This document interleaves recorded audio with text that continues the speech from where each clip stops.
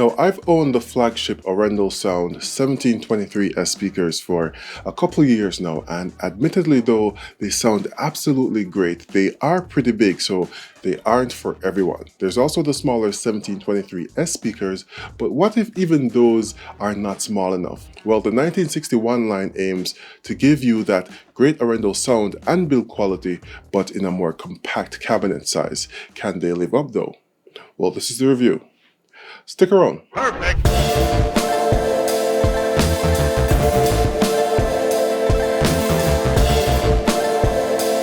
Hey guys, it's the Villaman here, home theater enthusiast and lover of all things tech, and I've had the 1961 speakers in my home theater for a little while now, testing it to see just how good it performs. The speakers are surprisingly small and compact, especially after getting used to the bigger speakers over the past few years. And since they were so small, I was able to do something really cool, and that's use 4 of these towers in my setup, where I had 2 towers and the monitor up front as my LCR and 2 towers in the back to use as my surrounds. Normally surround speakers would be smaller bookshelves, but here I'm surrounded by identical towers, which is pretty cool. The panning of sound in the room should be nothing but seamless.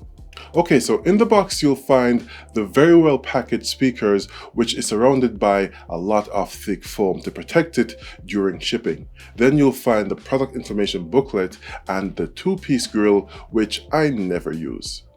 Then there's the accessories box, which contains all you need to assemble the feet, whether it be the flat ones for hardwood floors or carpet spikes. The speaker finish is a bit different from what you'd get on the 1723 line, where instead of a smooth enamel-like satin finish, it's more textured. It still looks good though and has a solid feel that complements the finish.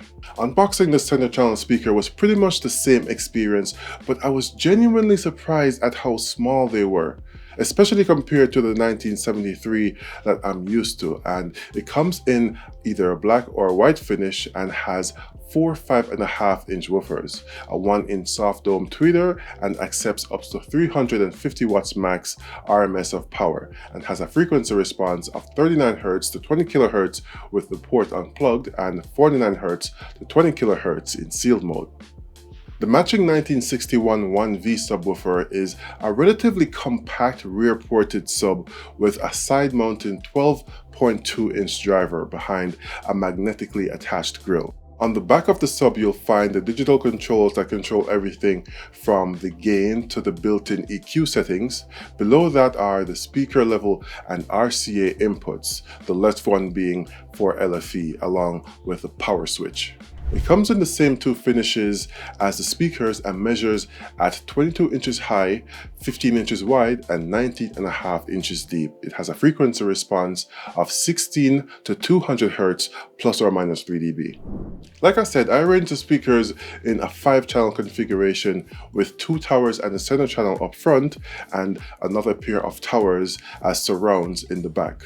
Up top in the ceiling are 4 of my Martin Logan in-ceiling speakers for a 5.2.4 configuration. The speakers will be driven by a Trinov Altitude 16 processor and powered by a PowerSound A51 power amplifier, which can provide up to 400 watts per channel into 4 ohm speakers like these, which is a bit more than the 350 watts max that they are rated at. To test the speakers, I'll have acoustic correction enabled on the Trinov for movies, so we can properly manage the speaker response in the room, as well as enabling the crossover for bass management as well. And for music, the Altitude 16 will have acoustic correction disabled. I measured and calibrated the speakers using the Trinov's 3D microphone and Web UI interface. I've also developed what I think is a pretty stressful target curve to use during movie tests, and that is sure to push the capabilities of both the speakers and the subs, where I have a 8 dB boost in the speaker response below 100 Hz. And how the boost works in this case is, since the low end gains happen above the crossover point of 80 Hz, then the boost begins at the speaker level before being crossed over to the subwoofer, so it will also test the mid-bass performance of the speakers as well. And the great thing about the Trinnov is I can apply this exact same target curve to any speakers I review after I've calibrated them. So what were the results and what do I think? Well, the speakers measured very well in my room with a frequency response that was pretty flat for the most part, with a couple of peaks and nulls in the lower ranges below 200 Hz. I did find it interesting though how much of a roll-off that occurs after 15 kHz in my room. You can tell the room is a factor since both speakers roll off to varying degrees. So that brings up an important caveat to keep in mind, that this frequency response was measured in my room at my main listening position and not at the speakers themselves. So room acoustics play a huge role in the graph you see. As a result, the same measurements would look different in your space. The pair of 1961 1V subwoofers measured well too, and although their stated plus or minus 3 dB range was stated at 16 to 200 Hz, I found that most of the usable output in my room was under 150 Hz, which is perfectly fine in my case since the bass from the speakers get crossed over to the subs at 80 Hz. The important thing about these graphs and numbers is that they dictate the overall capabilities of the speakers in my space and what to expect. But enough about those, how do they actually sound? First, let's talk about the sound characteristics. Like the bigger 1723 speakers, these have a very smooth and detailed top end that's on the warmer side of neutral and not harsh in the least. That's a characteristic that could be aided by the roll-off that happens at the highest frequencies above 15 kHz, which tend to be inaudible for some people and can be the harshest on the ears. In music, vocals come across very clearly and has the level of detail one would expect in critical listening without being bright or harsh. It's one of the characteristics I liked about the bigger 1723 speakers, and is one that the 1961 shares. But that's not too surprising because all the Arendal speakers are timbre matched, so you can mix and match different versions depending on your room and needs. The speakers produce a large sound stage that's deceptively bigger than what you'd expect from such small speakers. They are on the forward side, and the tweeters nestled in the waveguide created a detailed soundstage with locked-in center imaging. They had great dispersion too for anyone listening outside of the sweet spot at the MLP, even on the edges of the sectional with high frequency detail that was well conveyed. The speakers filled my room with sound that was full with great detail in the high end and surprising amount of bass. Instruments like kick drums or 808s came across very well with great reinforcement, though it lacked the tactile feel you'll get from bigger towers. You could confidently listen to music with them at high volumes without a subwoofer, but at lower volumes the bass response isn't as pronounced. So if a pronounced bass response regardless of volume is your preference, then that's where I'd recommend adding a sub, a job which the 1961 1V is quick enough to be more than capable of doing.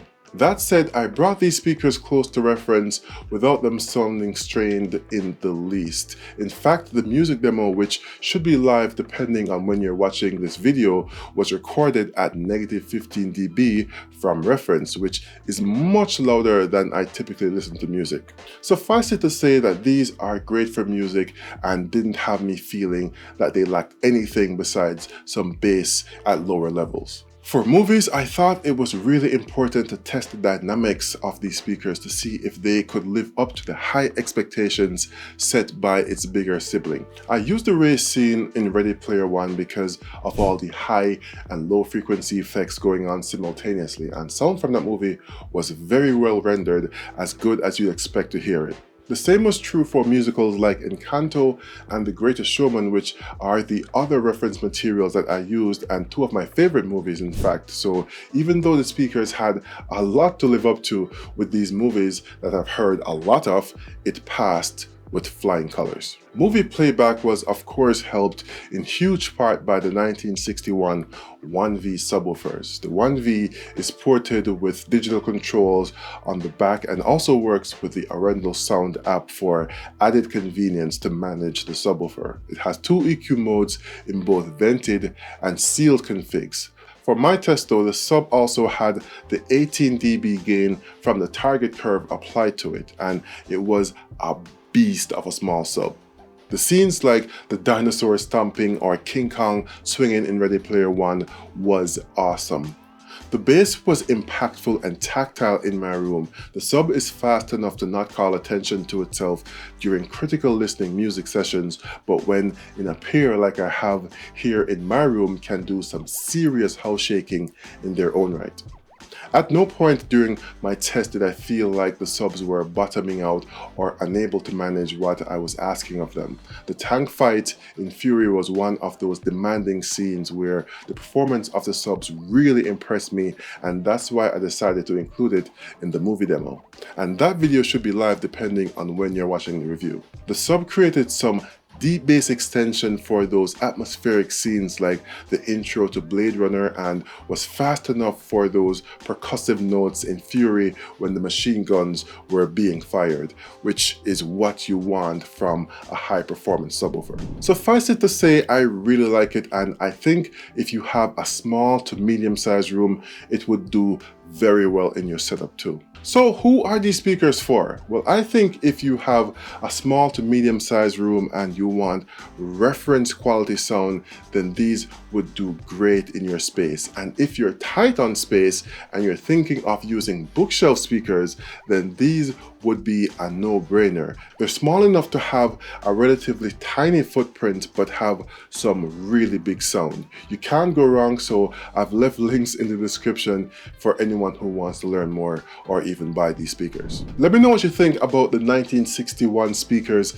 and the 1V subwoofer in the comments, and if you'd use towers for your front and surround speakers. It is pretty cool. Thanks again to Arendal Sound for sending these speakers out for review, and don't forget to like the video if you liked it and subscribe if you haven't for more audio and video content. TV season is about to get in full swing after all. Thanks for watching, and until next time, this has been your friendly neighborhood villain man saying be safe and peace.